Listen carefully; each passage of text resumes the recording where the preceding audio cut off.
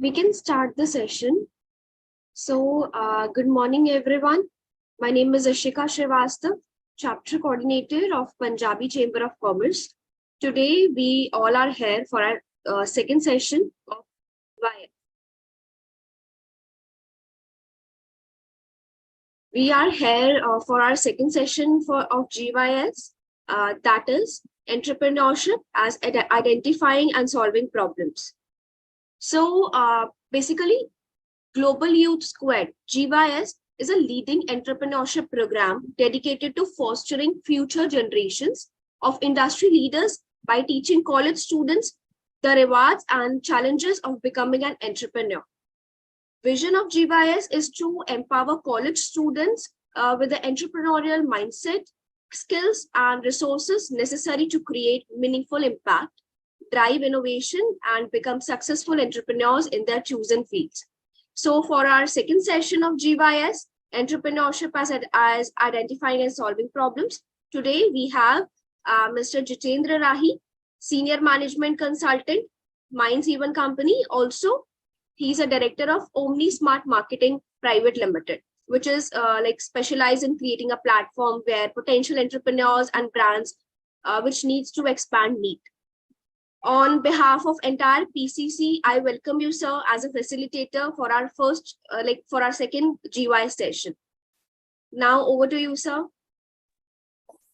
Good morning, everyone. And Sat Sri Akal. I'm assuming that most of those who have joined are from India. Is it Aishita? They're all from India? Yes, sir. Yes, sir, they all know. Okay, great. So good morning is the right greeting for the day. Great. And guys, can you see me? Great. Yes, sir, you are visible. Okay, guys. So let's start again. So good morning, everybody, and welcome to this beautiful Saturday morning. My name is Jitendra Rahi. As Ishita has introduced me, I prefer to be called Jitu. And don't go by my looks. I am as young as 20 years old. Okay, so I'm very well connected with people of your age group. Very interesting topic given to me today to talk about, and that's entrepreneurship as a problem and a solution, right? I'm going to tweak it a little bit because this sounds more like a definition of sales. But then what is entrepreneurship all about? Entrepreneurship is all about selling. Okay. So yes, when do you become an entrepreneur? You become an entrepreneur when you identify a product or a service or an idea or a concept which probably is going to be acceptable to the masses or the classes, depending on what your idea or thought is. You may think of something which is going to be a class product. You're going to be thinking of an idea which probably is going to appeal to very few but niche people. Or you could have an idea which is a mass concept and which is going to go to the public. So it depends on the thought process. It depends on the concept. But yes, at the end of it, it is all about, is it solving a problem or is it solving a requirement of a customer? So that's what entrepreneurship is all about, because when we speak business, when we talk business, we talk profit. Okay. Why do we get into business? We get into business because we want profits. We want to earn profits. It's as simple as that. So anything else that people talk about is only about complicating life. So let's not complicate life. Let's keep it simple. Why do I need to become an entrepreneur? I need to become an entrepreneur because I need to make money. Okay, that's the whole crux of the whole thing. Okay, nowadays lots of people get into businesses, concepts, ideas with the only thought that I'm going to take it to a certain level, and then there'll be a big shark which will come and eat me up and give me a lot of money in return. Is that a good idea? Yes and no. It may be a good idea because you're making a lot of money. But there are two types of entrepreneurs who exist in this world, and there cannot be a third one. The two types of entrepreneurs The first one is somebody who looks at creating wealth for himself or herself. Okay, it's more like a Lala environment. It's more like a Lala thought process that I want to make money, so I'm going to get into a business where I make money.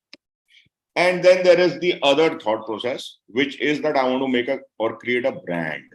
I want to build something. I want to build an entity which is going to live beyond me.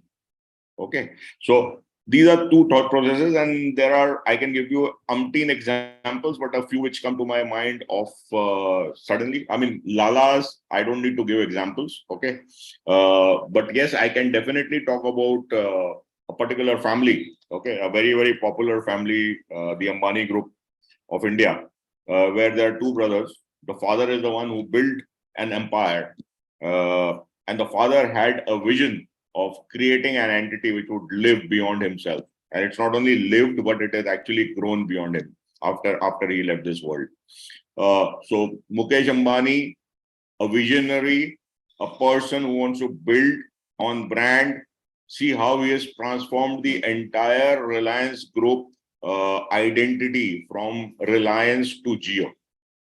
Okay, everything that he is doing now is doing under the umbrella of Jio, and everything that we get to see is about Jio. Okay, so he's very, very consistently moved away from Reliance Industries, which is the name of the organization, to a brand. Reliance never had a brand. They did have a brand earlier called Vimal.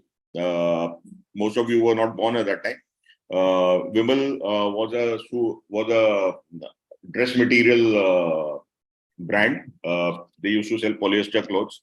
People stopped wearing polyester, so Vimal died its natural death.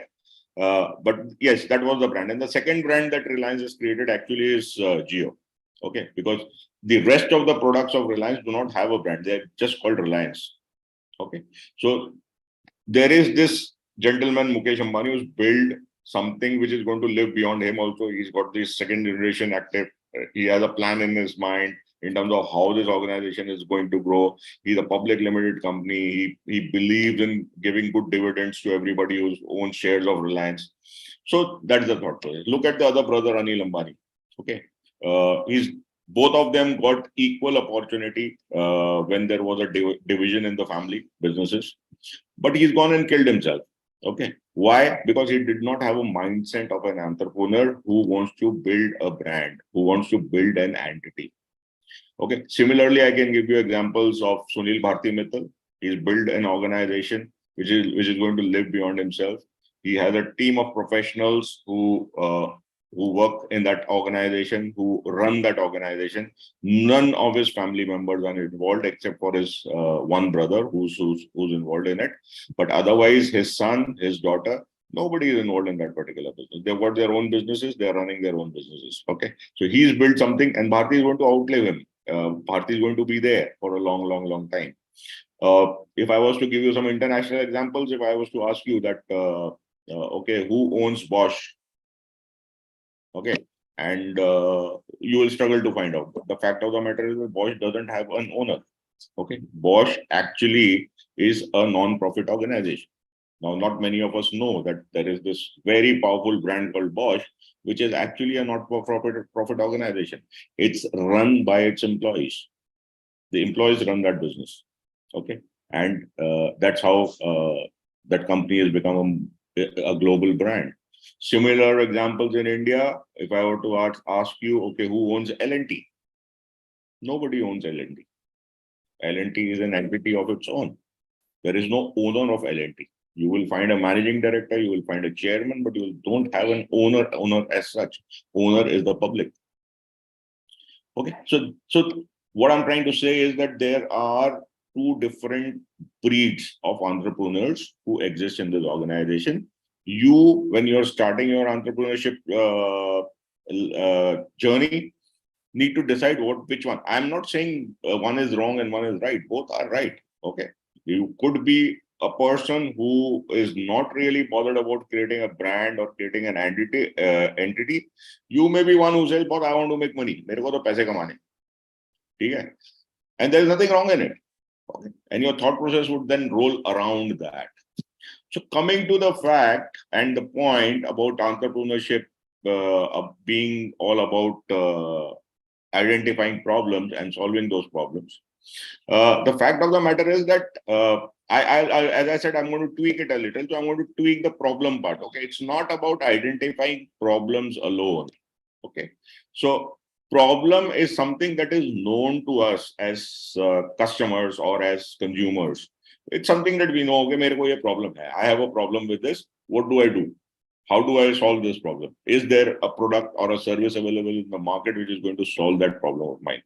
In which case, it's going to be more of customers coming around looking for you rather than you going and looking for customers, because the problem exists.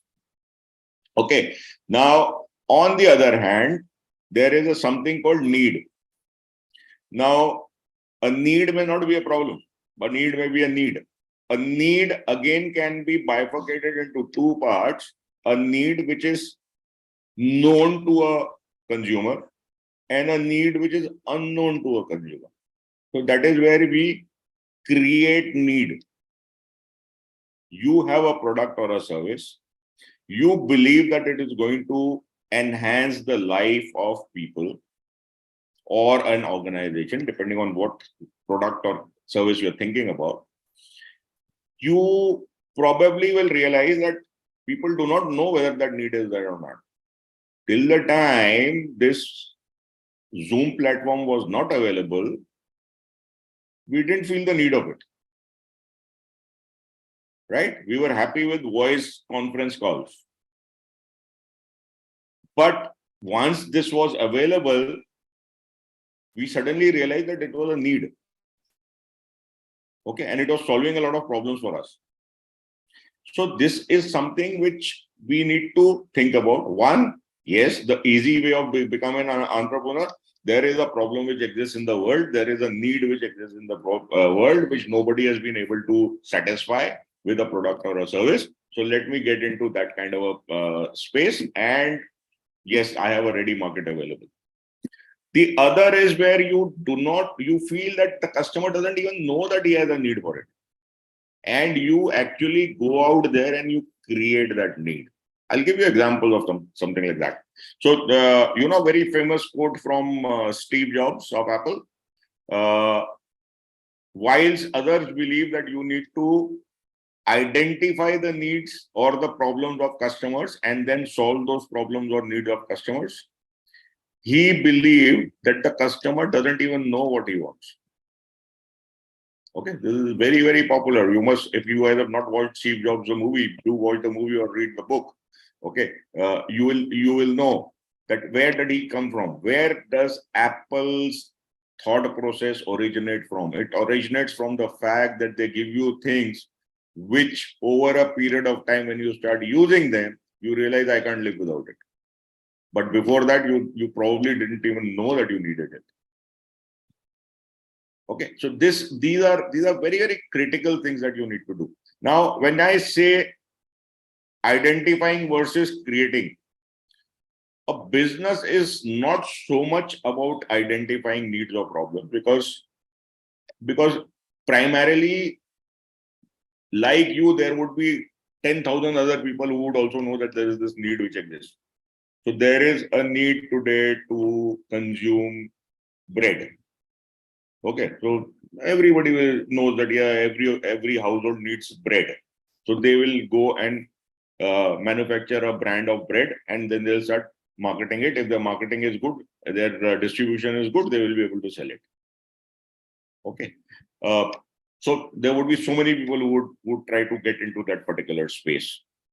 Okay, if I was to give you an example closer to times, all these delivery platforms which are got into delivering household product. Okay, so you have Swiggy, you have Go, Big Basket, you have so many of them. Okay, you have Amazon doing it also. You have so many others also doing it.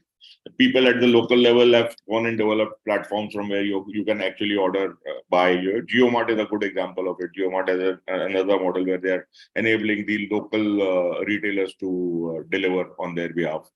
So everybody has got into it. Now, when you want to order for a kg of rice, you have so many options that you can go to and order. Do you want to get into that space which is already cluttered? Or would you want to get into a space where you feel that nobody has entered yet? There are upsides and downsides to both of them. If you get into a space which is cluttered, you know there is a market which exists, you will get a small share of that particular market.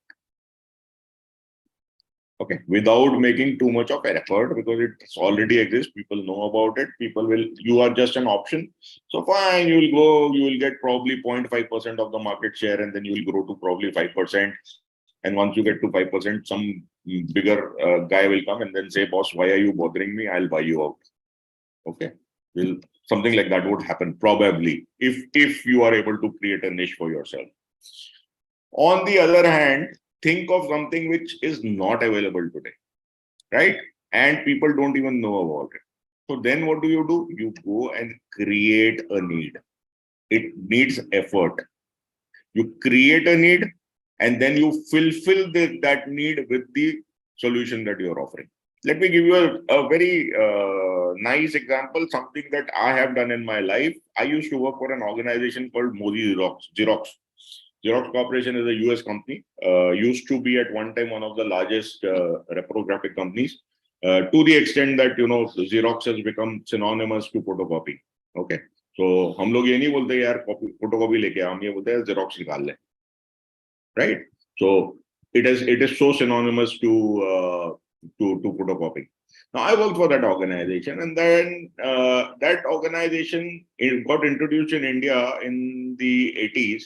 I joined that organization in 1985 when most of you were not born, and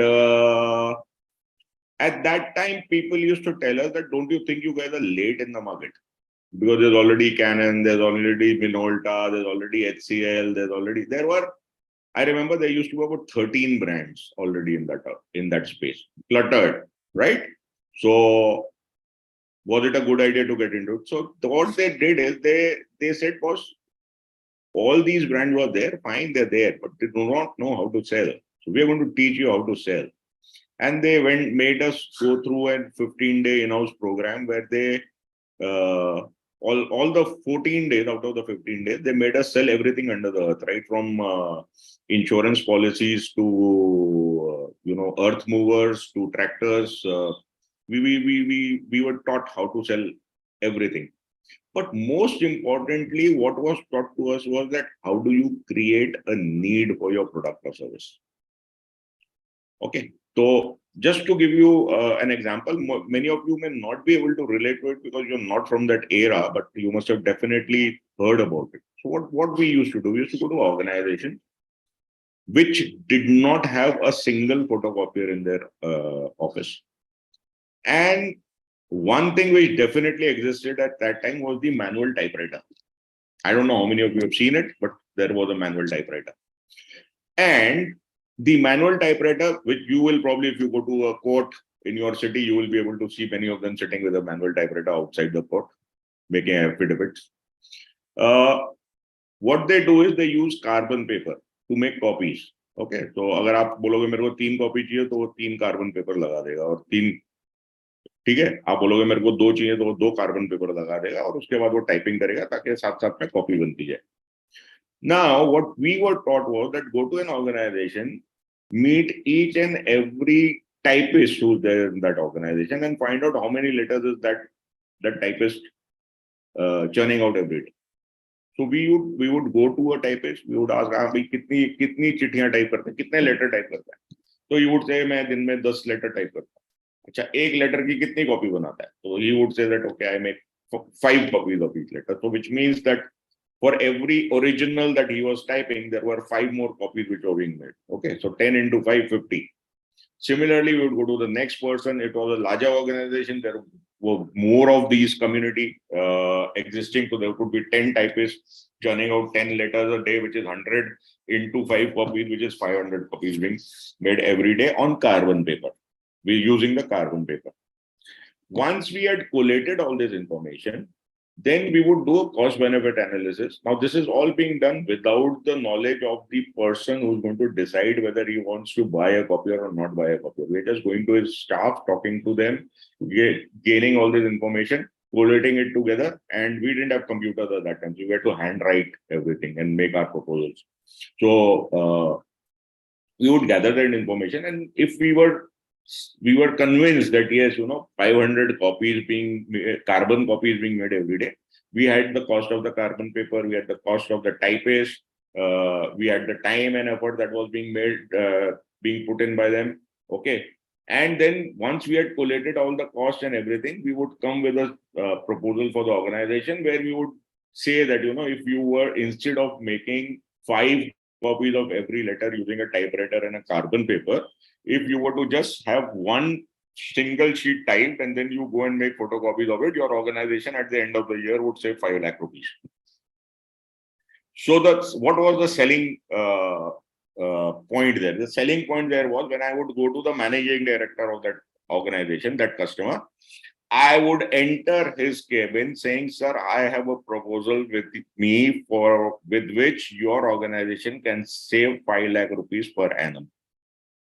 I never met a guy who said no to me, say, I'm not interested in saving money.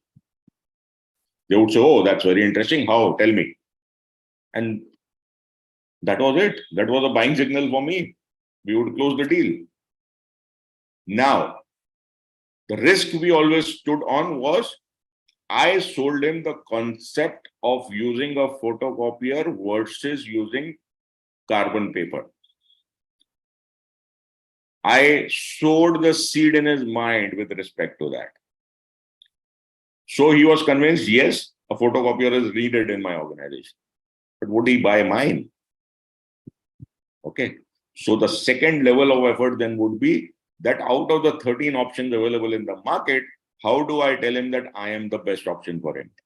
So that is what selling is all about. And that is, to my mind, what entrepreneurship is all about. So one, there is a problem which exists in the world. Go try to solve this problem like many others are trying to do. Two, people do not even know that they have a need, they have a requirement. Identify that need, create that need if required, and then go fulfill that need. It is the longer way and the harder way of doing it, but a more effective business which will last longer for you. So that is how you would look at the entire problem identification and offering a solution perspective, to my mind. Okay. So it's not so much about identifying problems. Yes, one option, identify problems, find solutions which could be better than the solutions which are being offered today by alternate people who probably are going to be your competition in the long run. So that's one way of looking at it, that yes, a problem exists, people are offering solutions, but that's a very archaic way of offering solutions. Can I think of a smart way of offering a solution which is better, which is faster, which is cheaper than the option which is available in the market today? So that's one way of doing your business. The other way, as I said, and which I personally believe is a better way of looking at entrepreneurship, is to get sold to your own product and idea first. And if you are convinced and you are happy that, yes, I have something which can be of use to people, then work on it, go to people, create that need amongst those people, and then offer a solution through your product or service that you are offering. So this is, in a nutshell, how we can be looking at businesses. What more can I say about it? I'm supposed to be talking to you for the next 25 minutes too, but I think this is the crux of the idea that I have. I would want this. I know there are very few people. There are hardly about 10 people who are with us right now on Zoom, but the others may not be able to interact with us. So if anybody wants to ask any questions, let's make it interactive. Okay, ask questions. It will give me an opportunity to not only answer you, but also give you some facts and figures and ideas and thoughts about the same. So maybe Ishita, we can open this to questions right now. And maybe Ishita, you can ask questions, or Jatinder can ask questions.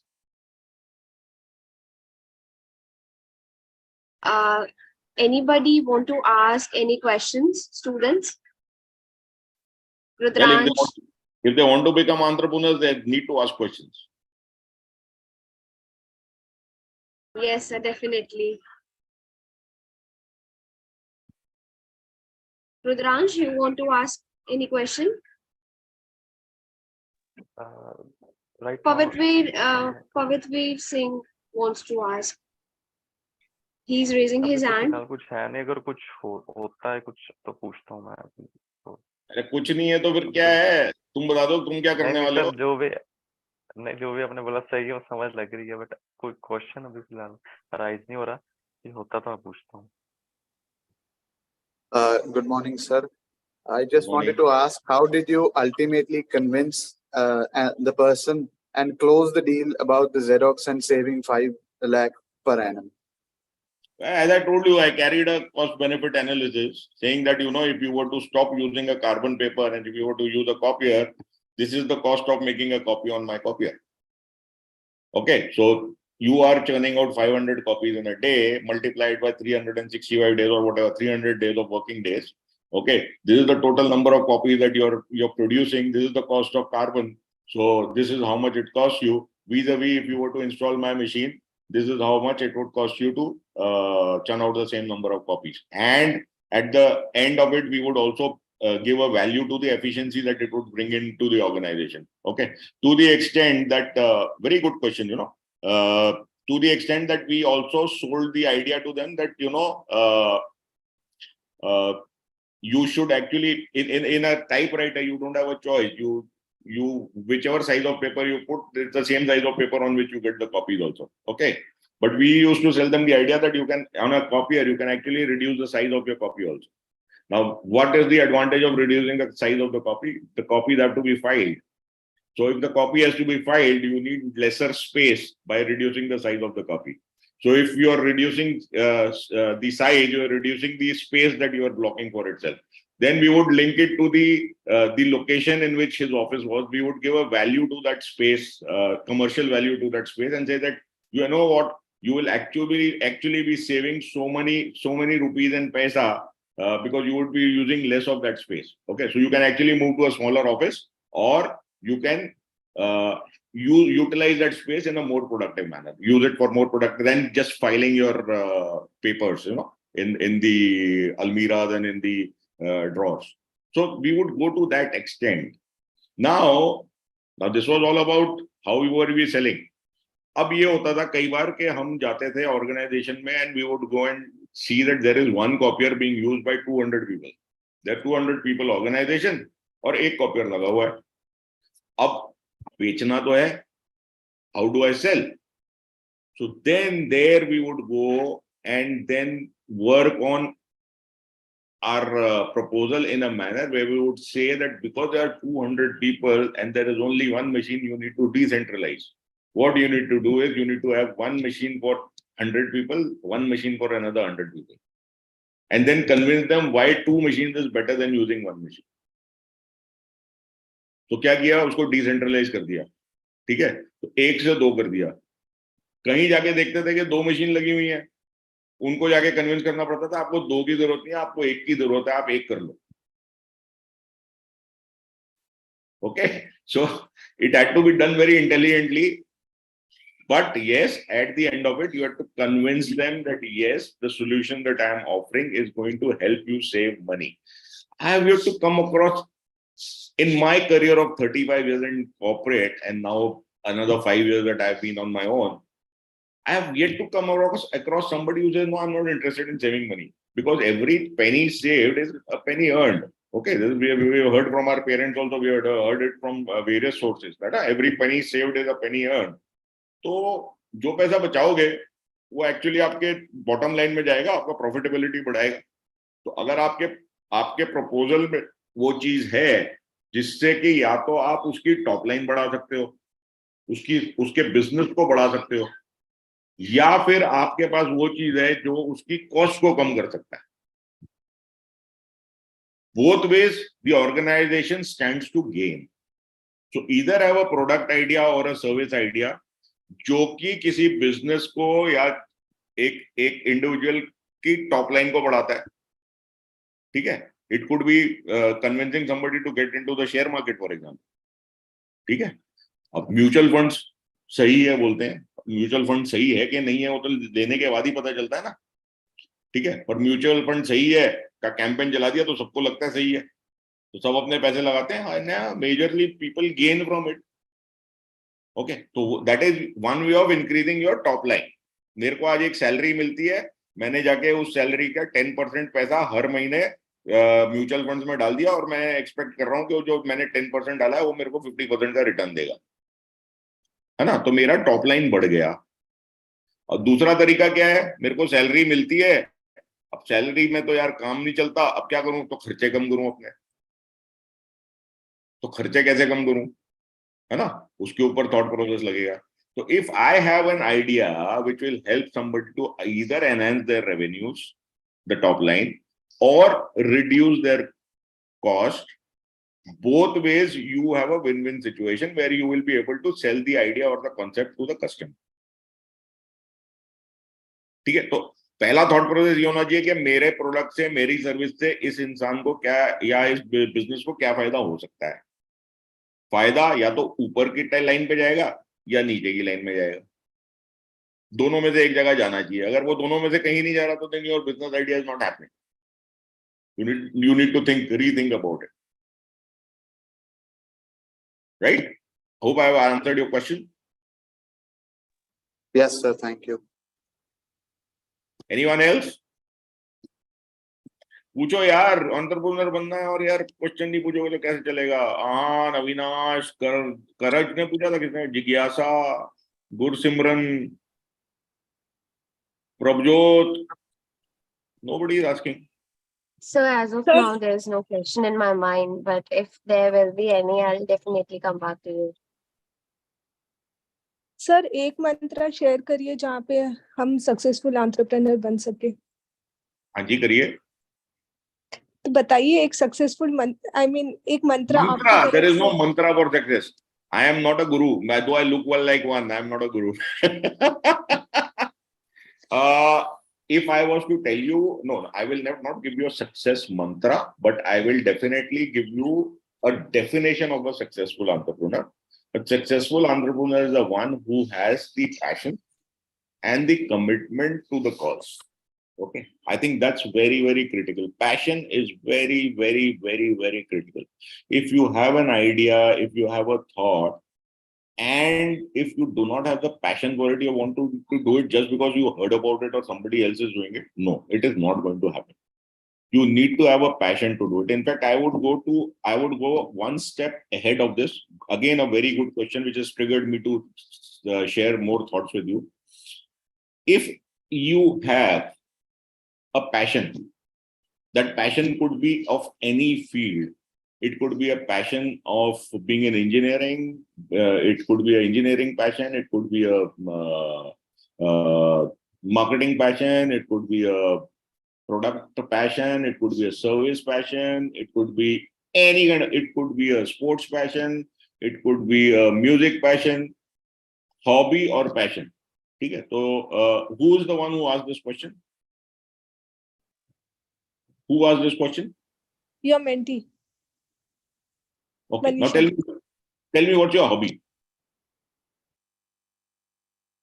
My hobby is traveling. Your hobby is traveling? Yeah. Your passion is traveling? Yes. Can I assume that?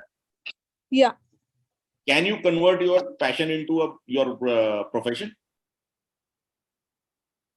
If I try, I can do that. Imagine that if you were able to convert your passion into your profession. Okay, Yeah. you are an entrepreneur. Now, let me give you a live example of your own passion. I do not know how many of you have done it, but if you have not, please go and visit after this session. Please go to YouTube and visit a channel called Visa to Explore. Visa to Explore is a channel which is run by a gentleman called Harish Bali. Harish Bali used to work with me as a frontline salesman in Airtel in way back in 2004, 2005. Okay, more than 18, 19 years ago. Harish Bali was a salesman of a telecom company, but he had a passion to travel. Over a period of time, he decided to give up his job and he started making videos of wherever he used to travel. His initial videos were very, very simple, very, I would say, raw kind of videos. Anybody who would, if you were to go to Missouri and if you were to make a video of yours, of places that you're visiting on your phone, that is the kind of videos he used to create at that time. He started posting them on YouTube. People started liking it. And he suddenly realized that he had a business idea coming out of it. Anyway, to cut a long story short, you visit, it's visa 2 as in the number 2, numerical 2, visa to explore. Cut a long story short, Harish Bali, visa to explore, close to 1.8 million followers today or maybe more. And he's making more money from YouTube than the money that he was making as a salesperson in a telecom company. And what has happened? He is happy. So you need to be happy with what you're doing.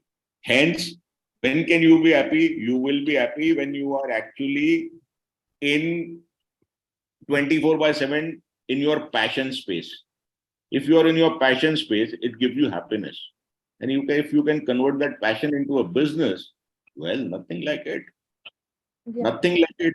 So, and today, believe me, everyone, most of you would be in your 20s at best. Okay, you're born at the right time in the right country. Okay, we guys are rocking right now. We guys are rocking economically. We guys are rocking, in terms of our popularity. We are just happening. Indians are happening today, and there cannot be a better opportunity than this for people like you to actually get into that space, which is your passion space. Get into your passion space. It could be sports. I mean, imagine, यार आजकल लोग kabaddi league कर रहे हैं तो कबड्डी खेल खेल के पैसे कमा रहे हैं. Those kabaddi players are traveling business class and they are making crores of rupees. Who in Punjab thought that kabaddi is going to become a professional sport? You ask a guy, what do you do? I am a kabaddi player. He doesn't say I am a clerk in a Pepsu or a Punjab Electrical Corporation. He says, I am a professional kabaddi player. Guy says, I am a professional hockey player. Look at what IPL has done to this country. People may say anything about IPL. The fact of the matter is IPL and then the leagues lower down the order at the district levels and at the state levels have created an opportunity for people aspiring cricketers to make money out of this game. It's become a professional sport. So what stops us? So if one of you is fond of cooking, go ahead. Go ahead. Launch your own dark kitchen.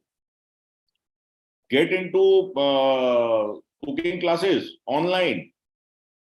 I mean, you tell me a passion and I'll be able to tell you what business you can get into.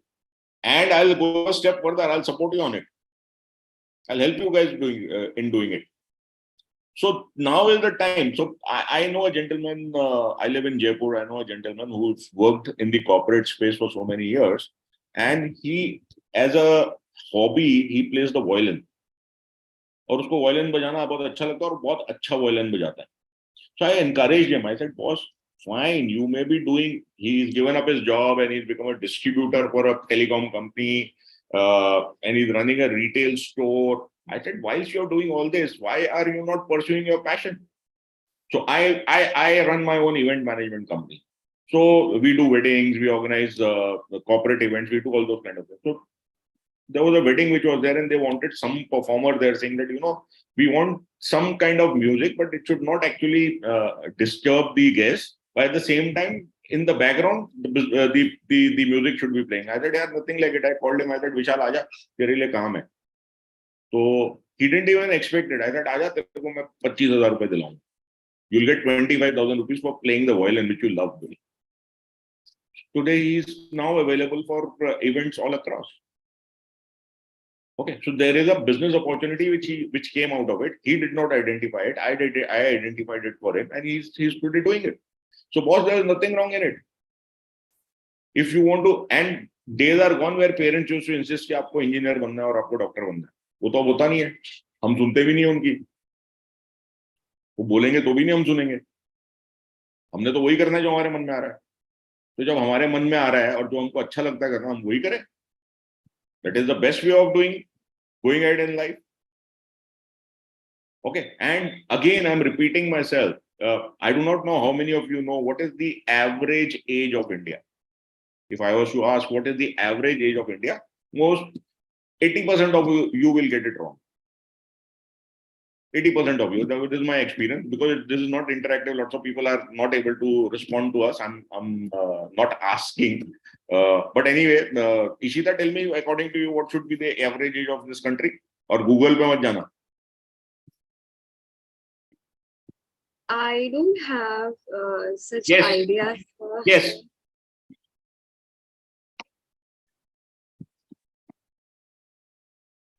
अरे कुछ तो बोलो. 20 Number तो to बोलो. 30. Right.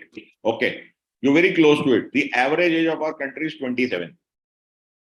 Okay. And in the next few years, it's going to go a little lower, and then it is going to increase. Now, if the average age of an Indian is 27 years, okay, I do not know how many people are listening to me right now. I want all of them to think which side of the 27 are they? Are they on the left side of 27, or are they on the right side of 27? Left side means less than 27 and right side means more than 27. If you are by any chance on the right side, which is more than 27, guys, you are already redundant, because you are already on the higher side of the average age of the country. People who are less than 27, उनके दिन है, उनका जमाना है. और अगर हम 27 से ज्यादा चले गए हैं और अभी तक हम यही सोच रहे हैं कि मेरे को करना क्या लाइफ में, तो बहुत प्रॉब्लम है, क्योंकि ये वाली जनरेशन जो है ये खा जाएगी हमें. They are superior to us in technology. They understand AI, they understand ML, they understand everything which is technical today, and the world is going technical. Everything is technology today. When I'm speaking to you guys, it's technology. Otherwise, I wouldn't have been able to speak to you. So you need to do what you do with your mobile phone. Every time, if you're using Android, you get a new version of Android software, you upgrade it. If you're using iOS, you get the new version of iOS, फट करके upgrade करते हो. क्यों upgrade करते हो? क्योंकि phone की efficiency बढ़ती है. तो क्या हम अपने आप को अपग्रेड करते हैं? How do we upgrade ourselves? We upgrade ourselves by gaining knowledge, reading, browsing, learning new things, learning about how AI is making a difference to lives, how ML is making a difference to life. Because if you do not upgrade yourself, you will lose to that generation which is less than 27 years of age, and they'll make you redundant. So to be relevant, you need to be at the same platform and at the same level or better than them. I'm older than them, so I should be better than them. तो मेरी life में मैंने अपना एक concept implement किया हुआ है. I was son who is now 30 years old. ठीक है, तो मैं बायोलॉजिकली उसका बाप हूं, तो मैंने बोला टेक्नोलॉजिकली भी मैं उसका बाप ही रहूंगा. So I keep upgrading myself. At the age of 60, I can challenge people who are in their 20s. I can actually create a PPT on my iPhone. I don't know how many of you can actually create a PPT on your iPhone, but I can. On my move, I'm going for a meeting, I create a PPT on my mobile phone. My son can do it yet. So I keep myself a step ahead. Yes, Paji, keda question hai tada? Yes, sir. I just had a question about our passions. So many of us are not very clear in what our passions are or what they should be. But I just wanted to get some guidance on how do we find our passions. Oh my God! I don't think you need to find your passion. Passion is something which comes to you naturally. Okay. So I don't know, what do you do? What do you do? Sir, I'm a first year law student at Rajiv Gandhi National University. Very good. But now, besides what do you do? In Sir, your free I'm time? just- Sir, usually I like to watch content. What kind of content? Sir, documentaries. Not the one that we are not supposed to. Sorry, I didn't get that, sir. मैं क्या वो don't talk about content which you are not supposed to talk about here on this forum. Yes, sir. नहीं समझा? अच्छा, what kind of content do you watch? Sir, like documentaries and movies. Documentaries and movies देखते हो? तो उनके बारे में सोचते हो? Do you tell your friends about it कि मैंने आज ये documentary देखी, मेरे को ये अच्छा लगा? Yes, sir. हैं? Can you be a critic? Can you start writing reviews of these documentaries and movies? Your thoughts. Yes, sir. I could try my hand at that. That would be. Can that become a passion? Can that also become a profession? For that, I believe I would have to work a lot harder. But yes, sir, you've given me a right kind of direction. Yeah, hard work तो हर चीज में करना पड़ेगा. Law कर रहा है उसके लिए भी पढ़ाई करता ही होगा ना? हैं? So if you like to watch, like for example, my passion, or rather I would say I'm a fanatic when it comes to cricket. Okay, I am a very big cricket buff. I used to be a cricketer in my days. I played at certain levels. Okay, but could never हमारे time में IPL था नहीं, अगर होता तो शायद हम भी कहीं कुछ चले जाते. But I can still sit and watch a 5-day test match ball by ball. Okay, so that's the kind of passion I have for cricket. So what did I do? When finally in age, when I had time in my life, I went and created a YouTube channel. Though it's not active right now because mood ki baat hoti hai. Then there were some medical issues with me because of which I discontinued. But that channel exists. Some of you can visit it. It's called Cricket Chai Chit Chat. Cricket Chai Chit Chat. So I went and created that channel along with two of my ex-colleagues. And these two colleagues, I know them for the last 30 plus years. And we have always been in touch, but we have never tried to do anything. But one thing which connected us throughout these 30 years was the passion for cricket. All three of us have a passion for cricket. So I invited them and I said, you become the panelists along with me. So we started curating programs around cricket on this particular YouTube channel. Okay. Didn't pursue it for certain reasons, but it's there. You guys can have a look at it. Cricket Chai Chit Chat. Okay. I mean, I could have actually pursued it where we used to every Sunday evening, we would decide on a particular topic with respect to cricket. And we were more keen on talking about those cricketers who were very good, but they did not get the recognition that probably they deserve. ठीक है, तो ऐसे हमारे in our cricketing history of India, there have been many players who've been exceptional at the domestic level. Ranji Trophy mein they have created records, but they never got an opportunity to play for India because there were better players who were already there in the Indian cricket team. So had that guy, like for example, let's talk about Bishan Singh Bedi. Okay, so Bishan Singh Bedi played for India. He was the captain of India. He played for many years. During Bishan Singh Bedi's era, there was another guy from Bombay called Padmakar Shivalkar who was equally good, but he never played for India. So we would talk in this program about Padmakar Shivalkar. We would talk about people that you may not have heard of, though, even if you like cricket. Okay, so we used to talk about it, and people used to really enjoy it. At times, we were able to invite some ex-cricketers to be a part of our program. So that made it more interesting. Now, had I pursued it, I could have actually turned that into a business model also, because you make money on YouTube today. Okay, so there's so many people who have made their careers out of YouTube. I mean, they very proudly say, I am a YouTuber. Isn't it? अब बहुत लोगों को मिलते हो जो सिर्फ बोलता है भाई क्या करते हो, I am a YouTuber. ये कहाँ था आज से 5 साल पहले? नहीं था. This opportunity was not there. It's there now. Okay, so as I said, if you tell me what your passion is, हाँ, पैशन ही नहीं है, फिर पैशन ढूंढना है तो उसके लिए भी आपके पास इलाज है. आप क्या करते हो आपको उसमें से ही पता चल जाएगा आपका पैशन क्या है. Okay, we have gone away from the basics of today's topic, but that's fine. This is more interesting. This is more important for us, all of us. हाँ भाई, अब आया रुद्रांश, अब आया कुछ दिमाग में? हाँ जी सर. हाँ, अब पूछना कुछ? ओफो, अभी भी नहीं पूछना? स्विच ऑफ भी हो गया फोन. ये नहीं पूछेगा, ये कुछ नहीं करेगा. ये पापा की क्या दुकान है? पापा का बिजनेस है? रुद्रांश चुप ही हो गया है, बोलता ही नहीं है.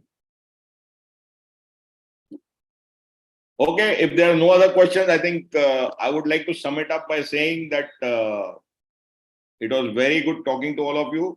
And if you want, Ishita, you can share my number with everyone. Anybody has any questions, anybody wants to talk to me at any time, they're most welcome. I promise to help them out with anything and everything which is within my source to do it. And yes, look forward to each one of you getting into relevant professions, relevant businesses, becoming entrepreneurs, becoming successful entrepreneurs. And remember whatever I have said today. Thank you very much. Thank you. Over to you, Ishita. Thank you so much, sir, for such a wonderful session. I personally enjoyed your every word, your every phrase. I personally enjoyed such a it's like honor to have you in the session today. My Grateful to pleasure. have. My pleasure. Thank you so much, sir. Thank you very much. Thank you. Thank you, everyone. And all the best to all of you. Thank you so much. And thank you so much for being helpful to us.